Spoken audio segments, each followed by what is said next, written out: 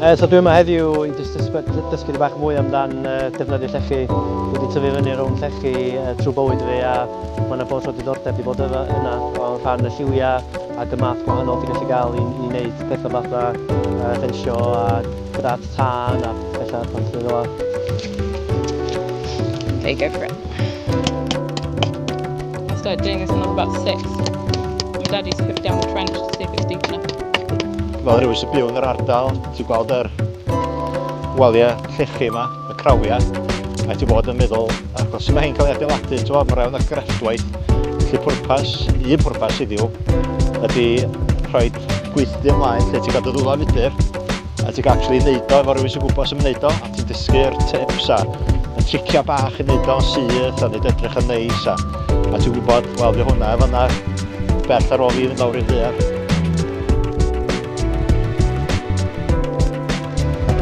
Blannu o tirlun yn ddiweddar rili, mae yna lot o hen o'i dal i weld, mae lot nhw angen weithio, mae lot nhw'n dod i tynnu allan achos di sgiliau ddim yna di mwy i dal nhw at ei gilydd, a dydy'r llechi hynna'n ddim ar gael fel oedden nhw yn newydd, felly mewn ffordd mae'n rili bwysig bod y sgiliau yma'n gael ei cario ymlaen fel bod y crawiau ddim yn disappeario o'r tirlun.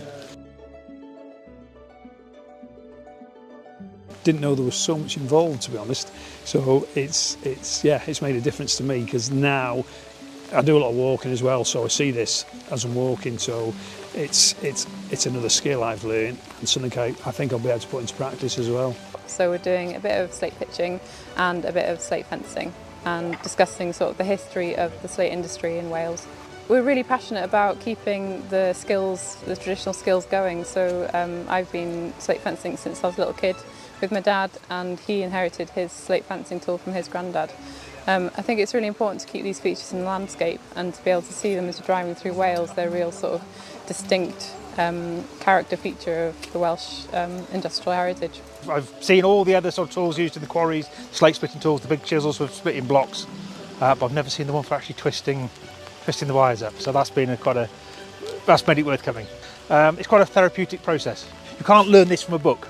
It's like so many things you can't do in a book. You couldn't go to university and learn how to do this. You need to come and do it from somebody who knows how to do it, which is what makes it a craft.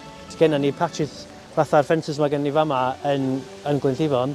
So os ydyn ni hynna'n torri nes o'n eisiau adydd efo, mae hwn yn mynd i gallu gwneud fi ddweud, actually fedrai ni hynna yn lle bod nhw'n gorfod gael outside contractors i wneud o.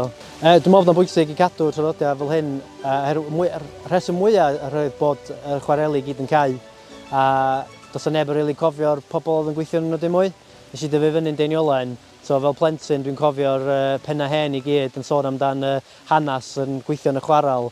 So, mae nhw i gyd bron di mynd dwan a efo nhw y straeon ag y sgiliau. We have a lot of visitors on the farm here, and over the years we've shown them all our traditional skills, and they're always really passionate about how we do them and why they do them and how they came to be in the landscape. Mae yna ganrifod yn does o blynyddoedd o hanes o bobl yn gweithio efo llechi yma a hefo ffyrdd newydd o weithio. Mae llai o llai o fo'n cael ei ddefnyddio yn yr un ffordd, so dwi'n meddwl bod yna hynod o bwysig i'r ardal.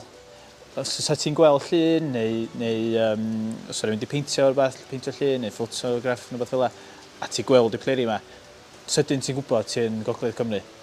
So dwi'n meddwl bod o'n hynod o bwysig i gadw'r traddodiaeth o cadw'r cymryd. Sa'n bechod iawn gweld nhw'n diflannu fysa.